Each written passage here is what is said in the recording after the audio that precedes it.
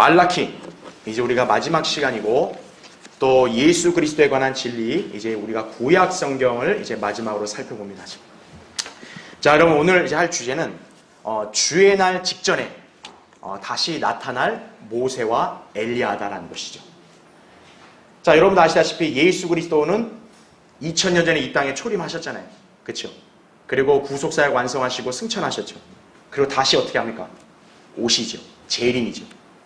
자, 그와 같은 맥락은 어때요? 지금 모세와 엘리야도 나중에 다시 온다라는 거예요. 예. 그래서 이것은 단순하게 꾸며낸 얘기가 아니라 구약의 마지막 책에서 예언하고 있는 진리다라는 얘기죠.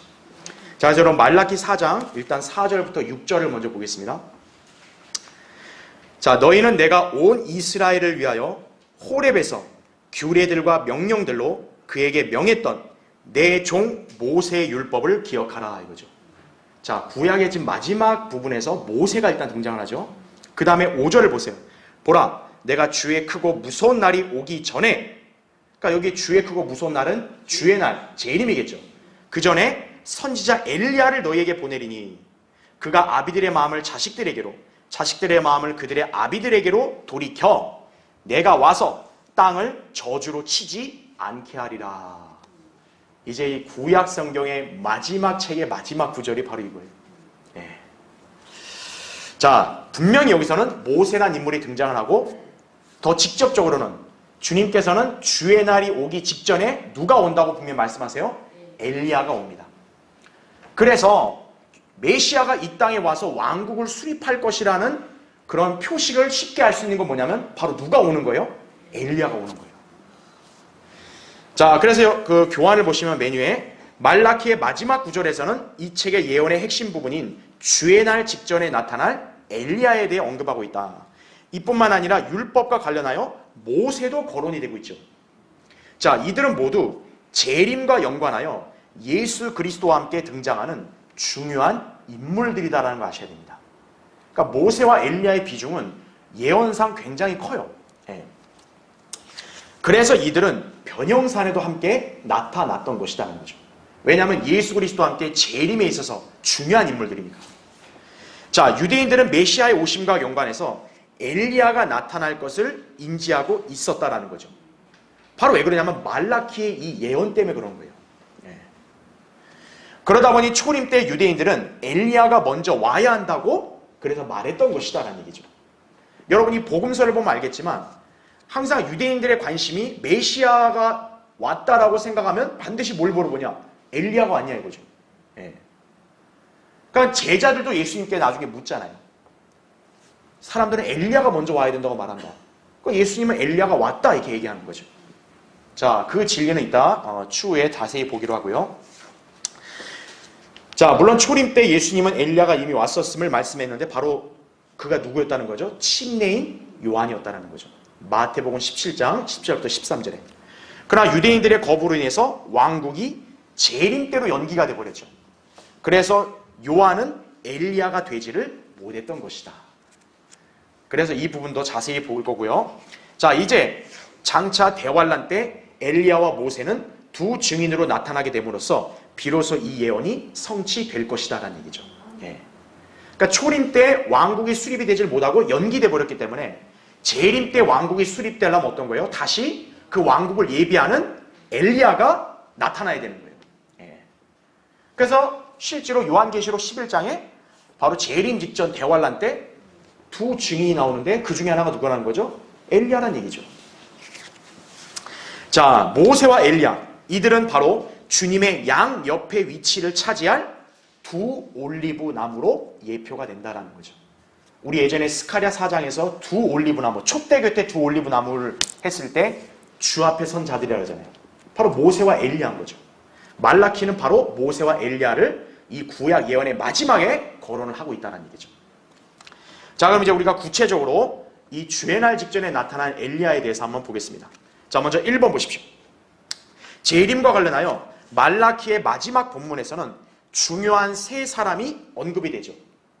바로 우리 4절에서 봤던 모세, 그리고 5절에 엘리야가 나오고 그 다음 마지막 뭡니까? 주님이 나오죠. 5절에 보면 주, 바로 이 세 분이 함께 언급이 되고 있다는 거죠. 왜냐하면 성경에서 재림과 관련하여 많은 연관성을 지니고 있기 때문에 그렇다는 얘기죠. 자, 왜 그러냐면 먼저 괄호 1번 보십시오. 자, 모세와 엘리야와 연관해서 지금 어느 지명이 언급되냐면 호렙이 언급됩니다. 호렙. 자, 호렙은 신의 산을 지칭합니다. 아까 우리 여러 4절에서 보면 호렙에서 규례들과 명령들로 그에게 명했다는 말이 나오잖아요. 즉 모세는 신의 산에서 하나님께로부터 뭘 받았어요? 율법을 받았지요. 그걸 여기서 뭐라고 얘기해요? 호렙이라고 얘기한다는 거죠. 신의 산이에요. 그래서 신의 산에서 율법을 받았다는 점을 출애굽기 31장 18절에서 말씀하고 있고, 또 모세는 거기에서 40일간을 금식을 합니다. 자, 이것도 굉장히 의미심장해요. 왜 그러냐? 그 옆에 보시면 엘리야도 하나님의 산 호렙에 갔던 적이 있습니다. 그러니까 이세벨이 이제 화가 나서 엘리야를 죽이겠다 그러니까 엘리야가 도망을 갔잖아요. 거기가 바로 호렙이었다라는 거죠. 그래서 거기서 역시 엘리야도 40일간 금식을 합니다. 열왕기상 19장 8절부터 15절에 나오죠. 자, 그래서 우리가 알 수 있는 게 뭐냐면 모세와 엘리야 똑같이 호렙이라는 신의 산에 갔었고 40일 금식을 합니다. 자, 이와 같이 예수님께서도요 40일 동안 금식하신 적이 있었죠. 바로 광야에서 마귀의 시험을 받으셨을 때입니다. 자, 사복음서에서는 예수님이 마귀의 시험을 받았을 때 있었던 산, 그 광야에 대한 구체적인 지명은 안 나와요. 그렇지만 우리가 볼 때는 신의 산일 거라는 것을 분명히 알 수 있는 거죠. 왜요? 모세와 엘리야도 40일간 금식을 어디서 했어요? 호렙, 신의 산에서 했기 때문에. 그러니까 예수님도 40일간 금식을 어디서 했다고 보는 게 맞다? 신의 산이라고 보는 게 맞다는 거죠.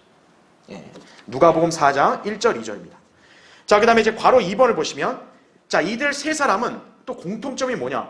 모두 주의 면전, 즉 하나님의 면전 앞에 섰던 인물이었다라는 거죠.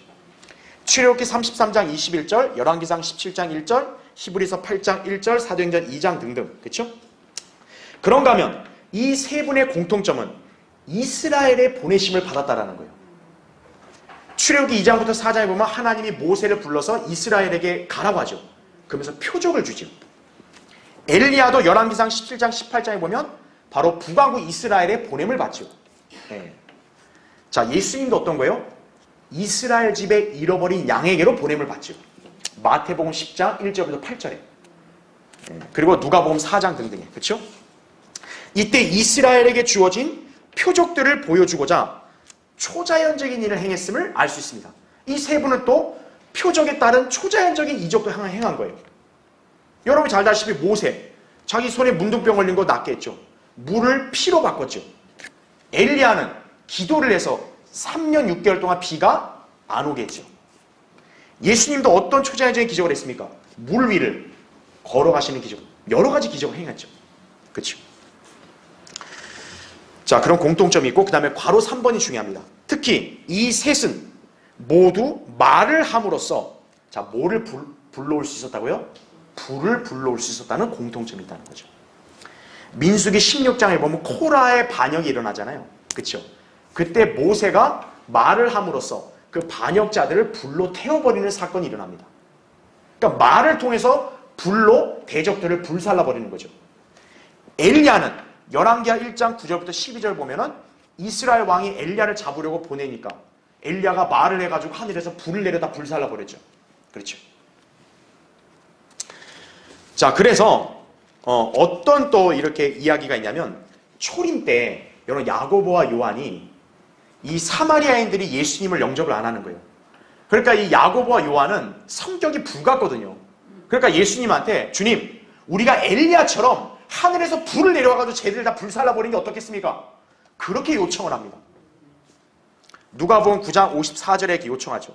근데 주님께서 그들을 꾸짖으십니다. 왜 그랬을까요? 초림 때는 멸망시키는 날이 아니기 때문에 그러는 거죠.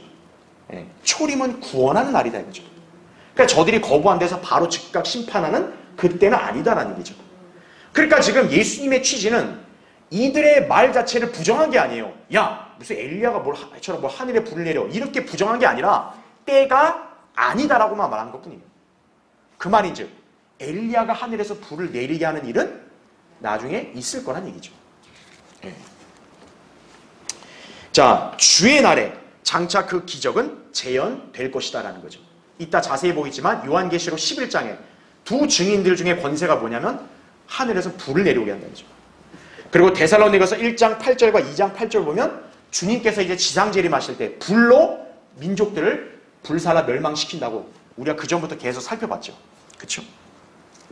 자, 그 다음에 괄호 4번을 보세요. 무엇보다 이 셋 모두 자, 어디에 나타났어요? 변형산에 나타났습니다. 자, 변형산 사건은 마태복음 16장 28절에 따르면 예수님이 이렇게 말씀했어요. 인자가 그의 왕국으로 오는 것이라고 말하고 있습니다. 그 말을 하고 엿새 후에 변형산 사건이 일어나요. 바로 그 뭡니까? 변형산 사건이 인자이신 예수님이 왕국을 세우려고 오는 것에 대한 그림이다라는 얘기죠. 예. 베드로서 1장 16절부터 18절 보면 베드로도 그걸 나중에 고백을 합니다. 아하, 그래서 변형산 사건은 뭐의 예표다? 재림의 예표다. 자, 바로 거기에서 이 공교롭게 모세와 엘리야가 거기에 예수님의 양 옆에 나타난 거죠. 그렇죠? 그리고 더 중요한 건 뭐냐면 여러분 변형산은 어딜까요? 마태복음 17장에 보면 주님께서 따로 떨어져 있는 높은 산에 가서 변형됐다고만 나오지 변형산이 구체적으로 무슨 산인지에 대한 지명은 언급이 안 돼요. 그런데 아까 우리가 살펴봤듯이 모세와 엘리야와 예수님은 다 각자 어디에 있었다고 얘기했어요? 신의 산에 있었다고 얘기했죠. 그래서 변형산은 어디 산이라고 보면 되는 거예요? 신의 산이라고 보면 되는 거죠. 자, 그러면 왜 예수님은 모세와 엘리야와 같이 변형산을 신의 산에서 했을까요? 바로 왜 그러냐면 여러분 예전에 다 배웠어요. 예수님이 재림하실 때 어디에 먼저 나타나신 다음에 행진하신다고 그랬어요? 신의 산에 나타나신다고 그랬죠. 그러니까 재림은 신의 산과 매우 연관이 깊은 거예요. 바로 거기에 모세와 엘리야가 같이 나타나서 변형되신 거다는 얘기죠. 예. 그렇게 여러분이 이해를 하시면 됩니다. 자, 그래서 밑에 2번을 보세요. 자, 재림을 예표하는 변형산 사건에서 예수님의 양 옆에 모세와 엘리야가 섰다 이거죠. 이것은 그들의 존재가 매우 상징성이 크다는 것을 의미하는 거죠. 왜냐하면 주님의 영광스러운 재림의 그 광경에 주님 양옆에 선다는 것은 굉장히 대단한 거 아니겠어요? 근데 왜 하필 모세와 엘리야냐 이거예요. 구약에 수많은 인물들이 많은데. 바로 왜 그러냐? 거기다 밑줄 쳐놨죠. 보시면 그들은 율법과 선지서 곧 구약 성경을 대표하는 인물들이기 때문에 그런 거예요. 그래서 그들은 구약의 주제인 메시아 왕국에서 주님의 양 옆에 앉게 되는 것이다라는 거죠. 그럼으로써 뭐예요? 비로소 구약에서 그렇게 예언했던 메시아와 그의 왕국이 마침내 성취가 되는 것이 구약 성경의 모든 예언의 완성이다라는 것을 상징적으로 보여주는 거죠. 바로 모세와 엘리야가 양옆에 앉음으로써. 그렇죠? 자, 괄호 1번 보세요. 초림 때 야고보와 요한의 어머니가요, 주님께 그리스도의 왕국에서 주님의 양 옆자리에 자기 아들들을 앉게 해달라고 요청을 합니다. 마태복음 20장 21절에 보면. 그러니까 어머니가 참 아들을 사랑을 많이 하는 거죠. 왜냐? 예수님이 왕이라는 건 다 아는 거예요. 믿고. 아, 그럼 예수님이 왕으로 계시면 나의 두 아들들을 저 왼편 오른편 앉게 해달라고. 나머지 제자들이 이거 알고 아주 분개를 하죠. 아주. 예. 지까지 것들이 뭔데 감히 막 이런 식으로. 그죠?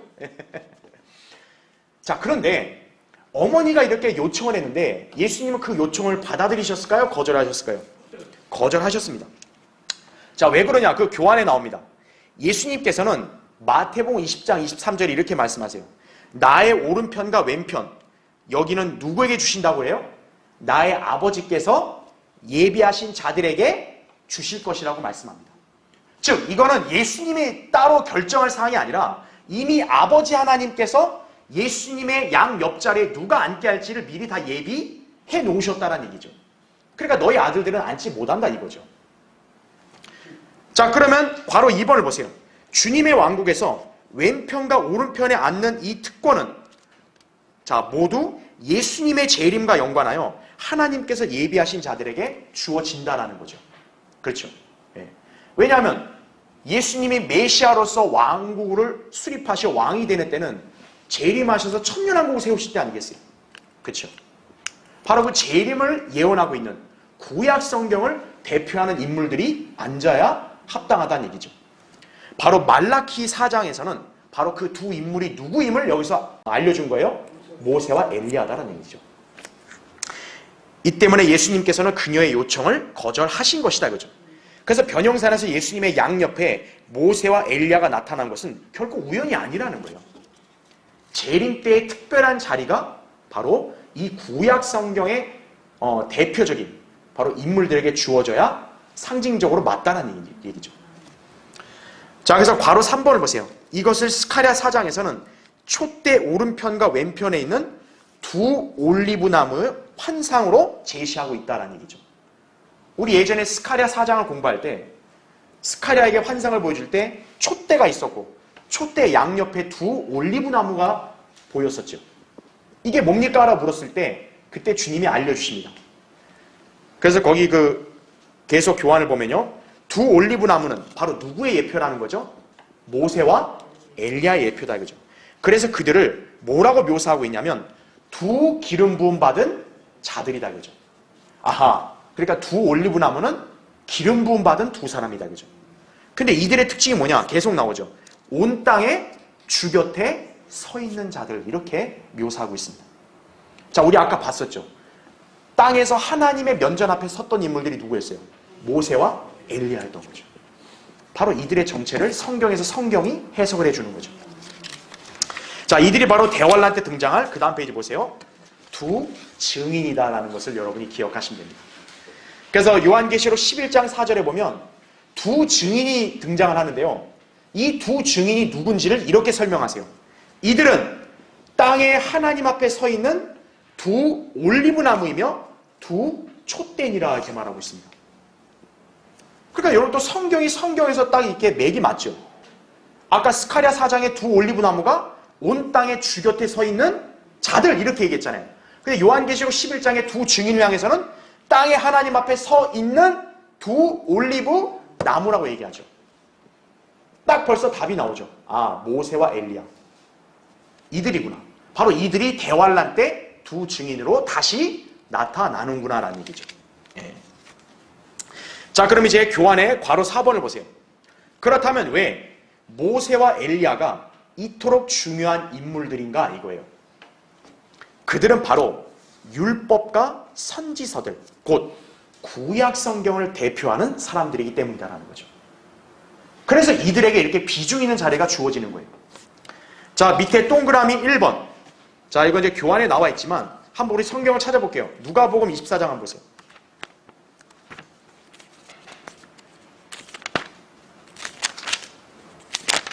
누가복음 24장 거기 44절 보시면요. 44절부터 45절 보면요. 예수님이 말씀하시는 거예요.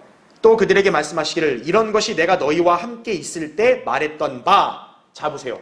모세의 율법과 선지서들과 그 다음 뭐예요? 시편에 나에 관하여 기록된 모든 것이 이루어져야 한다던 그 말이니라고 하시고 45절에 그때 그들의 지각을 열어 자, 뭐를 깨닫게 하시더라? 성경을 깨닫게 하시더라 이거죠.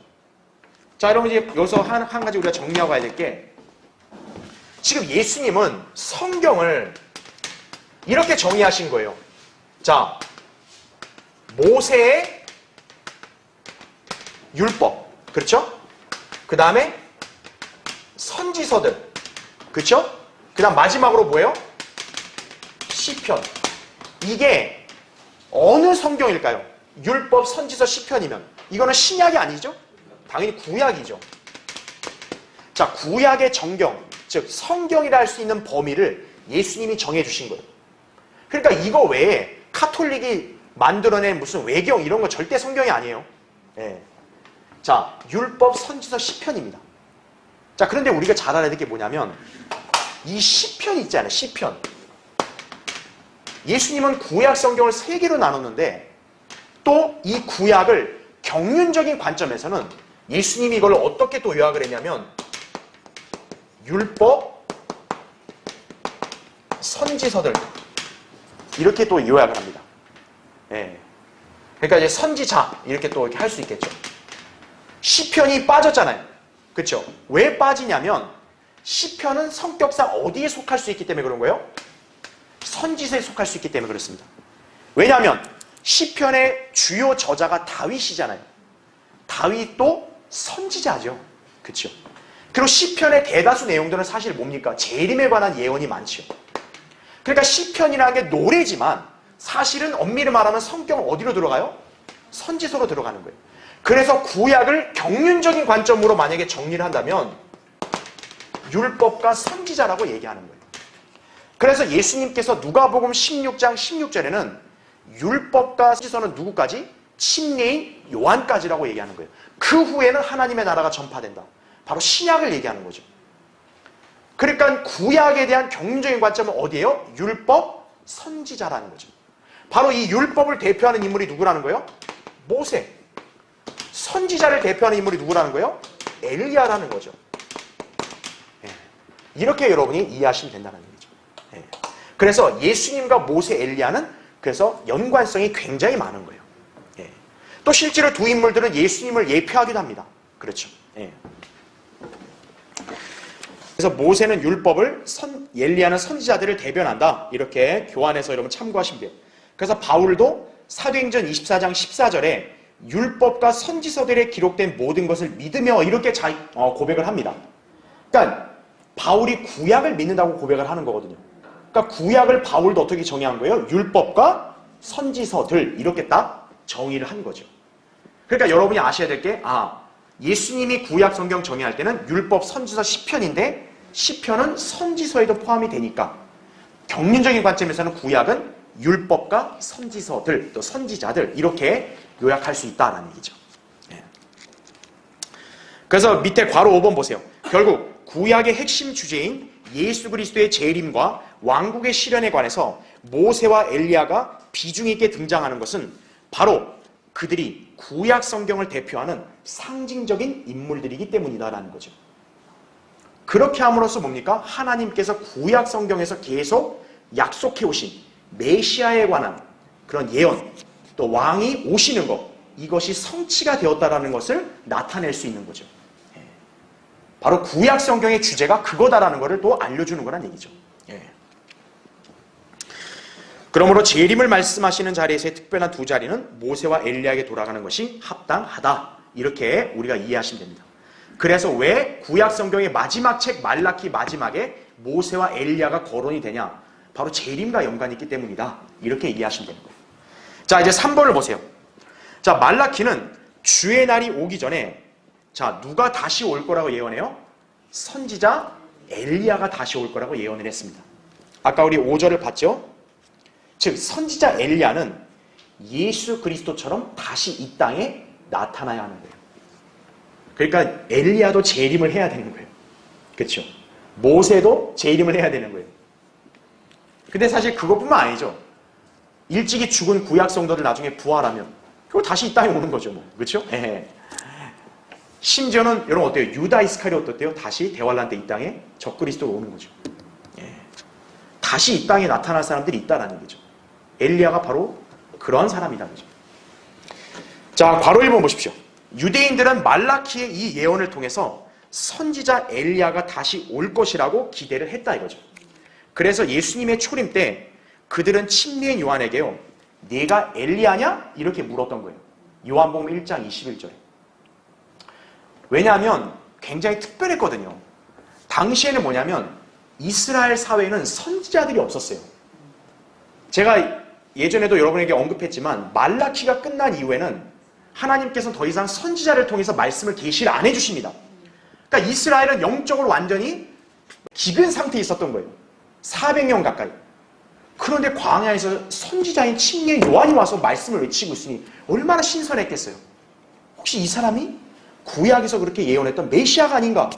아니다 이거죠. 좋다. 그럼 메시아 아니면 그럼 너는 엘리야냐 이거죠. 근데 요한은 아니다는 거예요.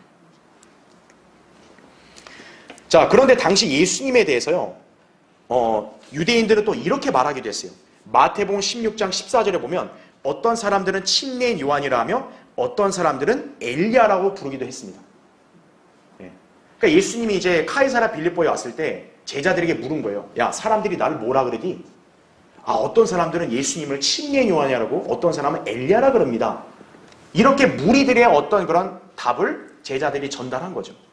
즉 유대인들의 관점에서는 엘리야가 와야 된다는 것을 지금 확실하게 인지하고 있는 거예요. 바로 말라키 예언 때문에 그러는 거예요.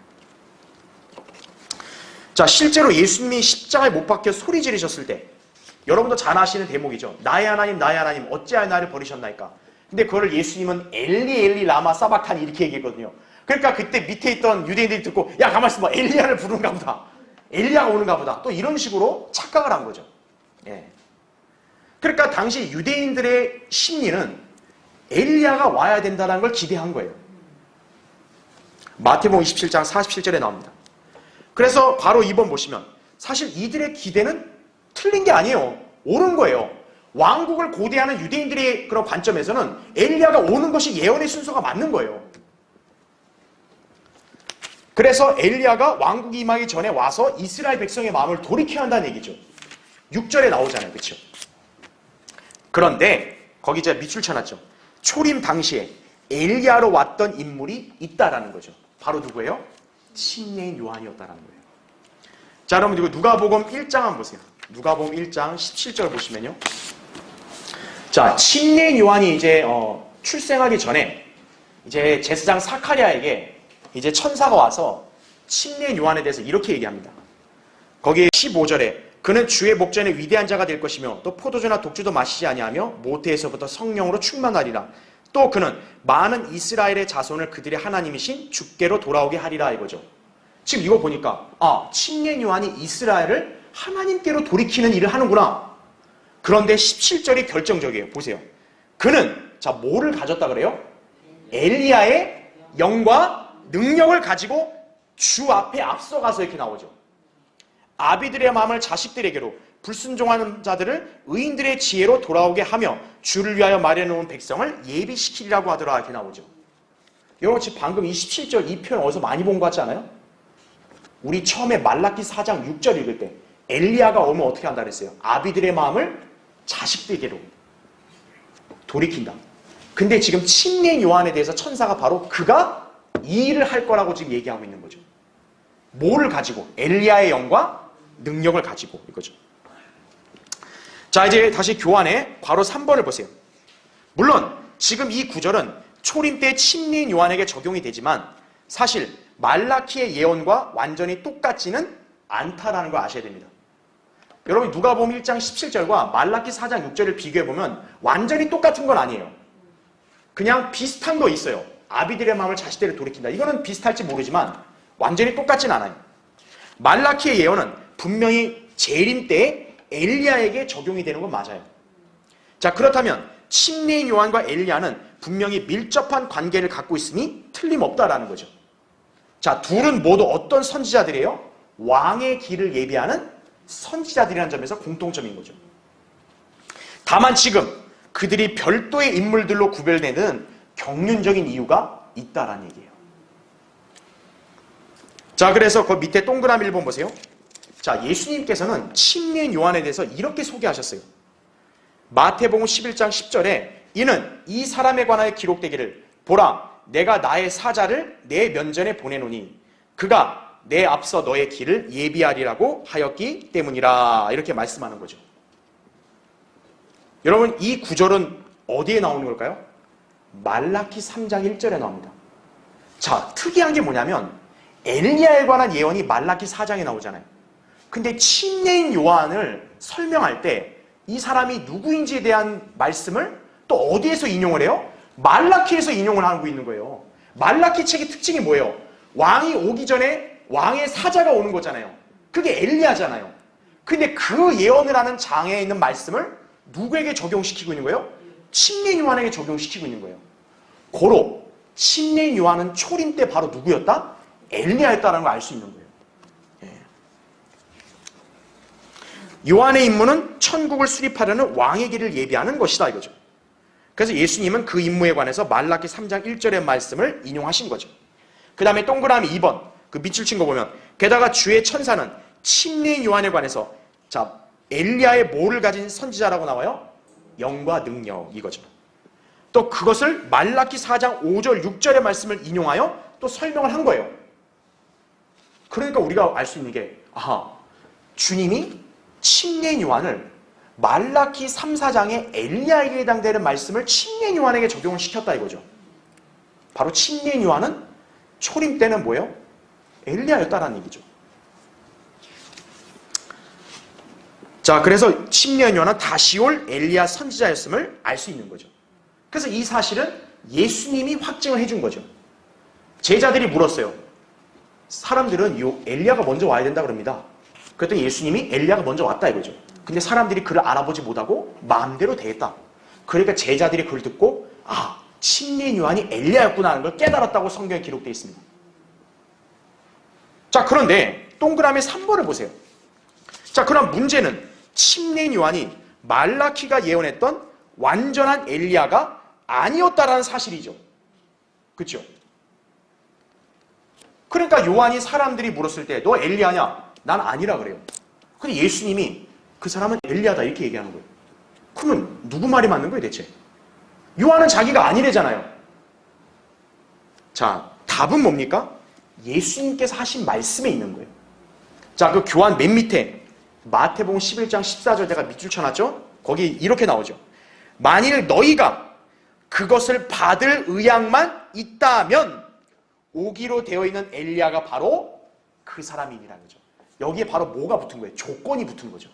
즉 너희 이스라엘 백성이 받을 의향만 있다면, 뭘 받을 의향이 있는 거예요? 메시아를 영접할 의향이 있다면 오기로 되어 있던 엘리야는 바로 침례인 요한이다라는 걸 알려주는 거죠. 자, 그 다음 페이지 넘겨보세요. 자, 동그라미 4번. 선지자 엘리야는 분명히 왕국이 임하는 재림 직전에 다시 와서 왕의 길을 예비해야 한다 이거죠. 자, 그런데 여러분 거기 밑줄 친 거 잘 보세요. 그리스도의 초림 때도 재림 때와 동일한 상황이라는 점을 유념해야 한다는 거예요. 그래서 제가 경륜적인 관점으로 침례인 요한과 엘리야를 잘 구분해야 되는 이유가 그거예요. 그러니까 침례인 요한은 특별한 선지자예요. 그는 메시아의 길을 예비하는 특권만 있는 게 아니라 실제로 엘리야가 될 수도 있는 사람이었다는 얘기예요. 왜냐하면 예수님이 초림할 때 구약에서 예언한 메시아의 왕국을 수립할 수 있는 상황이었기 때문에 그러는 거죠. 그래서 침례인 요한이 활동하던 초림 때에도 왕국이 임할 상황이었다는 것을 알 수 있는 거죠. 왜냐하면 엘리야가 특징이 뭐예요? 왕국이 임하기 직전에 와야 되거든요. 그러니까 침례인 요한이 엘리야라고 한다면 침례인 요한이 있던 당시에도 어때요? 구약에서 예언된 메시아의 왕국이 수립될 수 있었다라는 얘기죠. 그렇게 이해하면 되는 거죠. 침례인 요한은 그래서 천국의 길을 예비하는 선지자 엘리야가 되었던 것이다. 그래서 동그라미 5번 보시면 구약에서는 메시아의 오심에 관해 초림이나 재림의 구분이 있어 없어요? 없지요. 그냥 구약은 단지 오심 하나만 있습니다. 자, 우리는 스가랴 9장하고 말라기 3장 공부할 때 이미 다 살펴봤어요. 구약의 예언의 구조를 보면 초림과 재림이 시간적 순서로 분리되어 있는 게 아니라 함께 언급되죠. 때로는 구약의 예언에 보면 초림과 재림이 섞여 있잖아요. 우리야 이미 신구약 성경이 다 있어서 그거를 나누어서 살펴볼 수 있지만 유대인들의 관점에서는 그게 구분이 돼요, 안 돼요? 안 되는 거예요. 그냥 유대인들의 관점에서는 그냥 메시아가 오는 거, 이거밖에 모르는 거예요. 그런 관점으로 봤을 때는 침례인 요한과 엘리야의 구분이 돼야 안 돼요? 그들은 안 되는 거예요. 자, 그러므로 구약에 예언된 모든 것이 하나도 빗나감이 없이 그 당시에 모두 성취되었을 수 있었다라는 얘기죠. 자, 복음서에서부터 어디까지요? 사도행전 7장까지요. 자, 그때까지는 재림에 관한 예언들도 모두 성취될 수 있었던 적기였다라는 거죠. 왜요?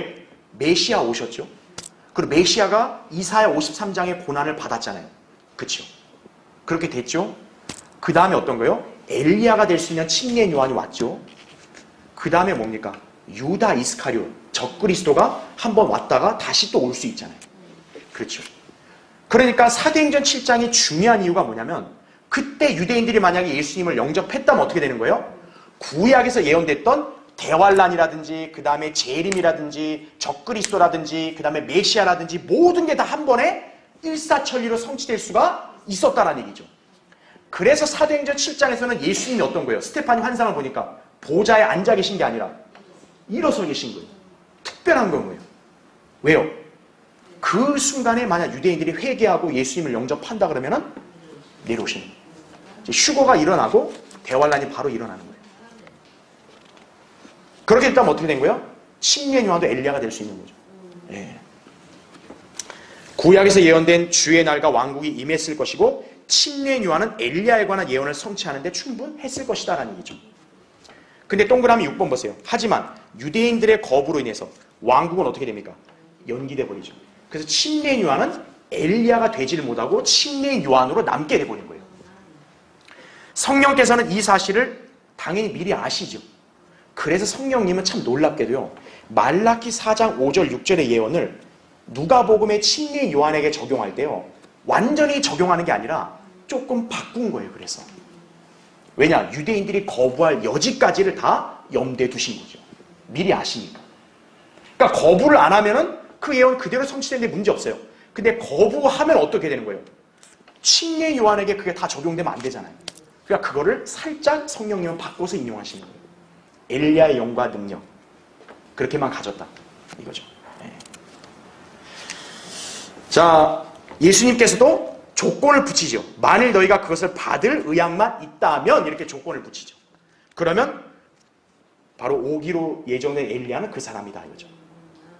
결국 침례 요한은 조건적인 엘리야였다. 이렇게 여러분이 딱 이해하시면 되는 거예요. 침례 요한은 제한된 의미에서의 엘리야다 이거죠. 그러니까 우리가 알아야 될 게 예수님의 답변과 침례 요한 답변은 모두 맞는 거예요. 두 분 중에 한 분이 틀린 게 아니라 모두 맞는 거예요. 예. 그걸 우리가 잘 구분할 수 있어야 한다는 얘기죠. 자, 그래서 여기를 다시 한번 좀 정리를 하면요. 자, 주의 날. 이 주의 날 직전에 바로 누가 온다? 엘리야가 온다라는 거죠. 분명히. 그래서 초림 때는 누가 온 거예요? 침례인 요한이 선두주자로 왔죠. 메시아에. 그렇죠? 그래서 침례인 요한은 엘리야라고 딱 하진 않고 엘리야의 영과 능력을 가진 사람이다. 그래서 이 엘리야에 관한 말라키 4장 5절 6절의 예언을 여기다가 부분 적용을 시키는 거예요. 부분 적용. 예. 왜냐하면 조건이 필요하다 이거죠. 유대인들이 회개하고 메시아를 영접해야 되는 조건이 있기 때문에 부분적으로만 침례인 요한에게 적용을 시키는 거예요. 근데 중요한 거는 침례인 요한에 관한 그 설명을 성령님께서는 말라키 3장 4장에 엘리야에게 해당되는 말씀에다 적용시켰다는 얘기죠. 그러니까 침례인 요한은 엘리야가 되는 게 맞아요. 그러니까 조건이 뭡니까? 바로 메시아 영접이다 이거죠. 메시아를 영접하면 침례인 요한은 바로 뭐가 된다? 엘리야가 되는 거예요. 근데 만약에 메시아를 거부하게 되면 어떻게 되는 거예요? 엘리야가 되지를 못하는 거죠. 그래서 침례인 요한은 뭡니까? 제한된 의미에서의 엘리야다. 이게 성경적인 답이다라는 얘기죠. 자, 그래서 결국 우리는 이미 알잖아요. 유대인들이 거부를 하는 바람에 침례인 요한은 그냥 요한으로 남아버린 거예요. 그러면 이제 어떻게 해야 됩니까? 엘리야는 더 이상 안 와요? 아니죠. 다시 와야죠. 바로 대환란 때. 이제 진짜 엘리야가 이제 재림을 하는 거예요. 예. 다시 오는 거란 얘기죠. 두 번 오는 거란 얘기죠. 엘리야가. 그래서 이 대환란 때 바로 두 증인이다 이거죠. 두 증인. 그래서 두 증인인데 일단 직접적으로 엘리야가 온다는 예언이 있었고 그래서 두 증인 중에 하나는 엘리야라는 거 알아요. 그렇죠?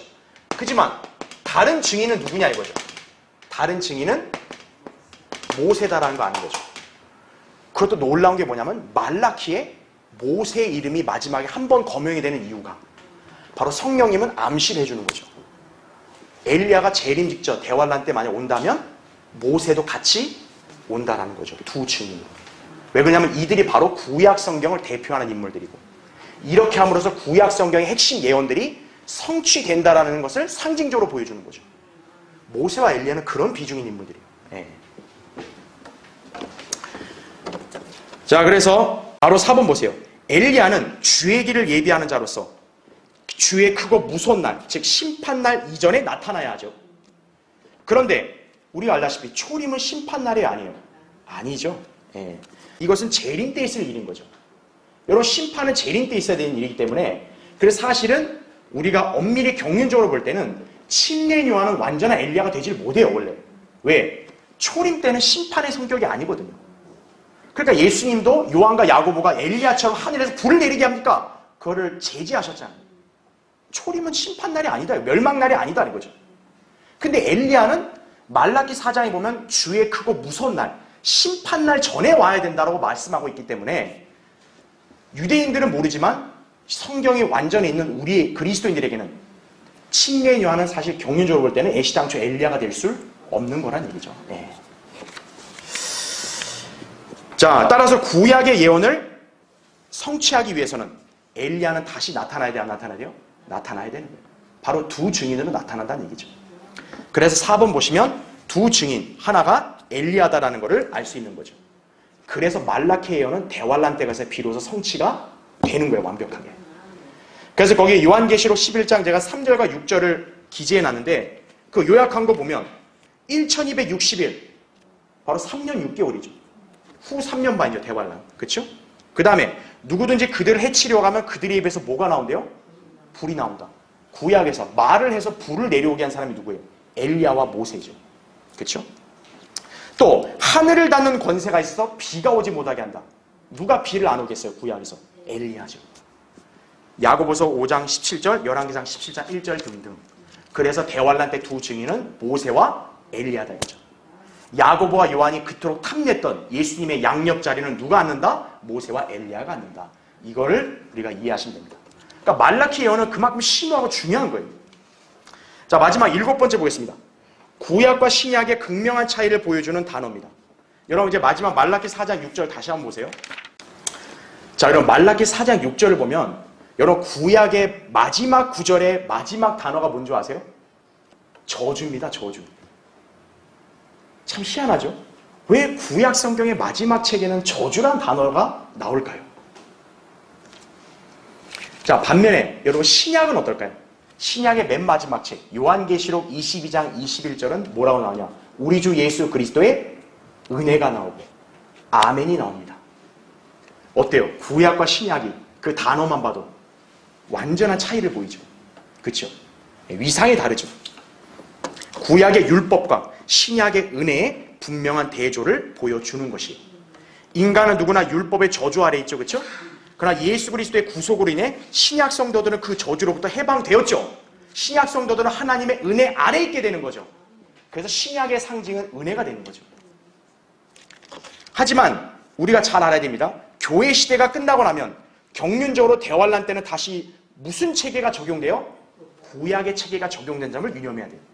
그러니까 말라키 예언이 이제 더 이상 무효화되고 끝이다가 아니라 교회 시대가 끝나고 대환란 때 어떤 거예요? 다시 말라키 예언이 그대로 성취가 돼야 되니까 여기에 나온 구약의 체계가 다시 부활을 해야 되는 거예요. 대환란 때.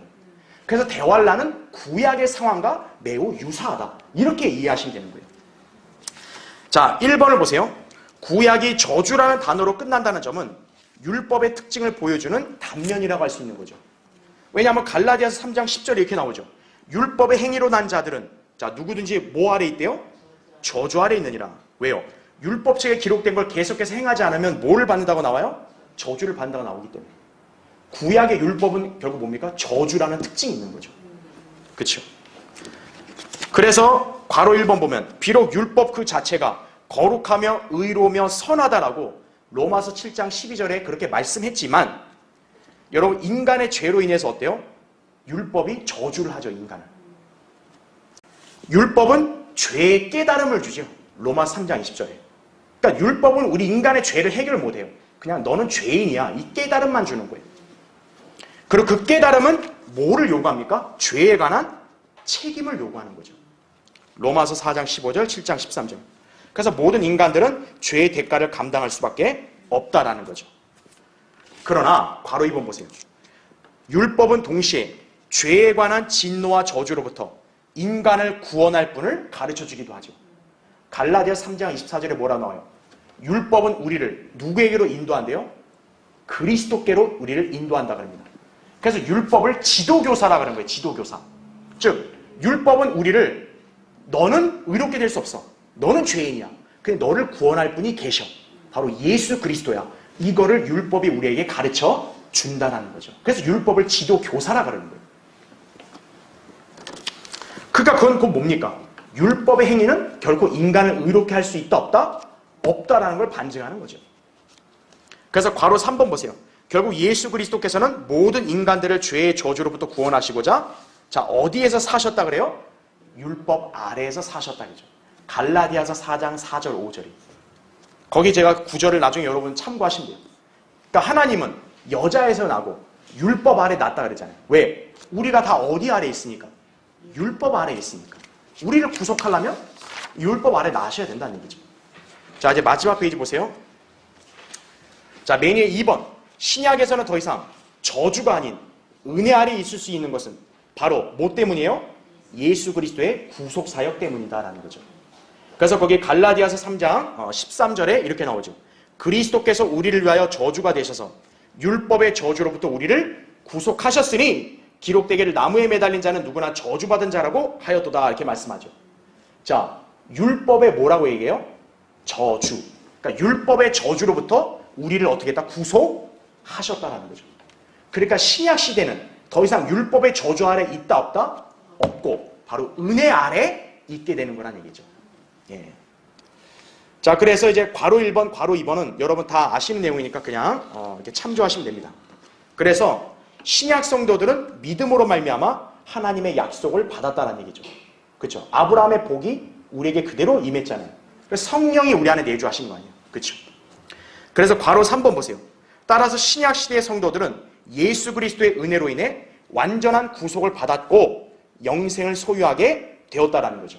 이 때문에 신약은 바로 어떤 단어로 끝나는 거예요? 아멘 이거죠. 아멘 이거죠. 구약에는 왜 아멘이 없겠어요? 저주로 끝나면 안 되죠. 신약은 우리 주 예수 그리스도의 은혜 아래 이제 성도들이 있게 되니까 아멘이죠. 하나님의 약속은 예니까. 그렇죠? 요한계시록 22장 21절인 거죠. 결국 구약의 마지막 책에서는 율법의 저주가 언급되고 신약의 마지막 책에서는 예수 그리스도 안에서 하나님의 축복이 언급됨으로써 둘의 확실한 대조를 보여준다. 이렇게 이해하시면 돼요. 자, 마지막 이제 4번 보세요. 한편 구약의 율법이 신약의 은혜로 완전히 없어진 건 아니라는 점 유념해야 됩니다. 이 엉터리 같은 교회들 중에는 이제 구약의 율법은 다 끝났어. 더 이상 구약 성경 그냥 과거의 역사야. 이렇게 치부해버린다고요. 이제는 교회가 최고고 교회가 앞으로 세상을 이렇게 복음화시키고 교회 중심이 된다. 거짓말이에요. 네. 교회는 우리가 세대주의를 배워서 알죠. 자, 아까 제가 설명드렸죠. 말라키의 이 예언이 초림 당시에 유대인들이 예수님을 영접했다면 바로 이루어지는 거죠. 텀이 필요 없는 거예요. 그렇죠? 근데 중요한 건 유대인들이 거부를 하는 바람에 구약의 예언이 초림 때 다 성취될 수 있었다 없었다? 없었다라는 거죠. 왕국이 연기돼 버렸어요. 그러면 그 사이 공백 기간은 어떻게 할 거예요? 바로 하나님께서 그 사이의 기간은 감추어 두신 교회를 등장하게 하시는 거죠. 그러니까 교회 시대는 뭡니까? 구약의 예언을 성취되는 왕국, 그 사이의 기간을 메꿔주는 거예요. 교회는. 예. 그렇기 때문에 교회가 만약 휴거되면 어떻게 되겠어요? 이제 왕국이 가까이 오는 거 아니에요, 다시. 그러면 구약의 상황과 똑같아지는 거죠, 다시. 그래서 대환란 때도 어떤 거예요? 구원의 체계가 구약처럼 믿음과 행위 체계가 되는 거예요. 그래서 여러분이 알아야 될 게 말라기 4장 4절에 보면 하나님이 이스라엘 백성에게 마지막 경고하는 게 뭐예요? 모세의 율법을 기억하라고 하잖아요. 여기서 야, 이제 메시아가 니네를 위해 죽을 거야. 그냥 그때 믿어. 이렇게 얘기 안 하고 모세의 율법을 왜 기억하라고 하겠어요? 이스라엘 백성에게는 왜 기억하라고 하겠어요? 앞으로 너네가 왕국이 임하기 직전에 이거를 지켜야 될 날이 온다는 얘기죠. 그뿐만 아니라 천년 왕국 때는 어때요? 천년 왕국도 율법을 그들이 지켜야 됩니다. 여러분 천년 왕국 헌법이 뭡니까? 산상설교 여러분 잘 아시죠? 산상설교. 마태복음 5장부터 7장. 그 산상설교는 율법의 내용도 있고 그 다음에 예수님이 천년왕국 때 지켜야 되는 말씀을 같이 하신 거예요. 그러니까 우리가 산상설교를 뭐 어떻게 알아야 되냐면 율법과 예수님의 말씀이 같이 혼합되어 있는 거예요. 그러니까 대환란 때 성도들은 어떤 거예요? 그거를 지켜야 되는 거예요. 천년왕국 때 성도들도 그걸 어떻게 해야 돼요? 지켜야 되는 거예요. 그래서 거기 교환에 제가 기재해 놨지만 이사야 2장 3절에는 천년왕국 때 율법이 어디에서 나온다고 얘기해요? 시온산에서 나오고 주의 말씀이 어디에서 나온다 그래요? 예루살렘에서 나온다는 말을 합니다. 왜 그럴까요? 바로 율법, 주의 말씀. 이게 천년왕국 헌법이거든요. 고로 천년왕국 때는 율법을 당연히 지켜야 된다, 안 지켜야 된다? 지켜야 된다는 얘기죠. 그러니까 율법이 완전히 사라지는 게 아니다라는 거죠. 그래서 마태복음 5장 18절에도 뭐라 그래요? 예수님이 율법의 1.1도 모든 것이 이루어질 때까지 결코 없어지지 아니하리라. 그러니까 율법은 다 이루어져야 돼요. 근데 그 이루어지려면 누가 오셔야 되는 거예요? 예수 그리스도 다시 오셔야 되는 거예요. 그 차이점을 기억해야 합니다. 자, 이제 결론적인 내용들은 여러분이 이제 시간이 없으니까 그냥 거기 제가 요약해 놓은 것만 보시면 됩니다. 자, 그리스도인도 구약의 마지막 책을 읽으면 어떤 거예요? 재림의 경고를 보는 거죠. 그렇죠. 유대인들이 만약에 말라키를 본다면 어떻게 되는 거예요? 재림을 경고를 듣고 준비해야 되는 거죠. 그리스도인도 이거를 볼 때마다 어떤 거예요? 재림이 가까웠구나. 그래서 우리도 준비해야겠구나. 물론 우리는 유대인과 다르죠. 우리는 그 전에 우리를 데리러 오신 예수 그리스도, 그분의 공중 재림을 우리는 사모해야 되는 것이죠. 자, 이로써 우리는 말라키를 다 마치고 구약 성경을 다 마치겠습니다.